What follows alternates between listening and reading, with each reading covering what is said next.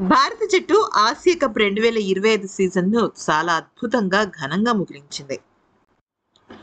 అయితే ఇప్పుడు భారత జట్టు టీ20 ఆటగాళ్ళు కొంత రెస్ట్ తీసుకుంటారు కానీ, దానిలో కొంతమంది ఆటగాళ్ళు మళ్ళీ రేపటి నుంచి అంటే అక్టోబర్ 2వ తారీఖు నుంచి ప్రారంభమవ్వబోయే వెస్టిండీస్‌తో భారత గడ్డపైన 2 టెస్ట్ మ్యాచ్‌ల సీరీస్‌కు సిద్ధమైపోయారు.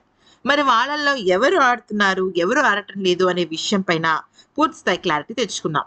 అయితే వెస్టిండీస్‌తో టెస్ట్ సీరీస్‌కి ముందు టెస్ట్ జట్టు కెప్టెన్ అయిన శుభమన్ గిల్ మాట్లాడుతూ ఎవరు వచ్చే అవకాశం ఉందో తేల్చి చెప్పేశాడు. అయితే వెస్టిండీస్‌తో 2 టెస్టుల సిరీస్‌లో జస్ప్రీత్ బుమ్రాను ఆడించే విషయంపై కెప్టెన్ శుభ్మన్ గిల్ సంచలన వ్యాఖ్యలు చేశాడు. మ్యాచ్‌కు ముందే బుమ్రాను ఆడించే విషయంపై తుది నిర్ణయం తీసుకుంటామని చెప్పాడు.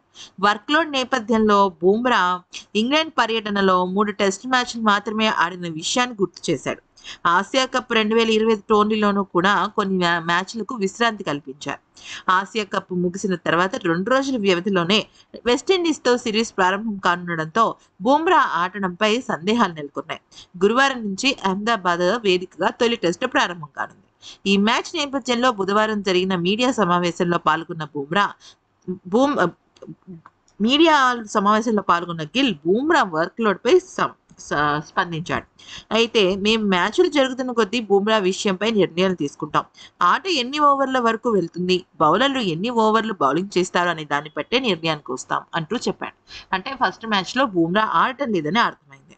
అయితే బుమ్రా 25-26 ఓవర్ల పాటు బౌలింగ్ చేసే అవకాశం ఉంది కాబట్టి ఆ నిర్ణయాన్ని కూడా అంటే జట్టులోకి తీసుకునే అవకాశం కూడా లేకుండా లేదు. ఖచ్చితంగా ఆ అవకాశం కూడా ఉంది అంటూ చెప్పుకొచ్చాడు.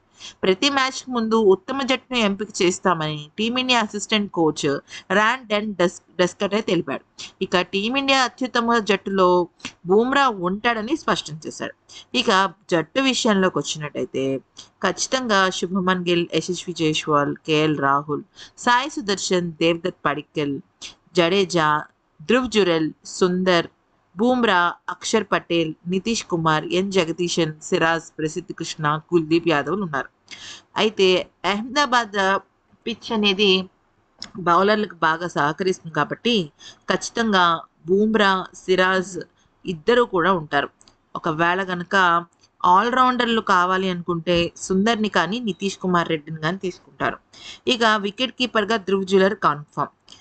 ఓపెనర్‌గా గిల్, యశస్వి ఇద్దరు కన్ఫర్మ్. వన్ డౌన్‌లో కేఎల్ రాహుల్ వస్తాడా?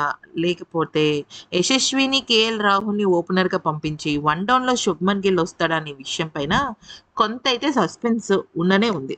ఇక ఆ తర్వాత సాయి సుదర్శన్ ఉండనే ఉన్నాడు. అయితే దేవదత్ పడిక్కల్‌కి మోస్ట్‌లీ అవకాశం వచ్చే సూచనలైతే కనిపించడం లేదు.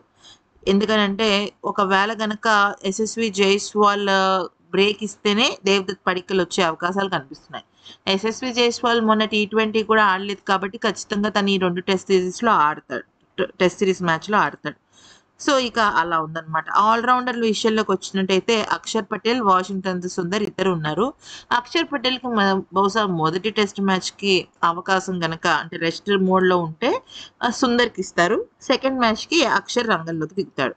లేదు వీళ్ళిద్దరూ కాదనుకుంటే నితీష్ కుమార్ రెడ్డికి కూడా అవకాశం ఇచ్చే సూచనలు కూడా కనిపిస్తున్నాయి.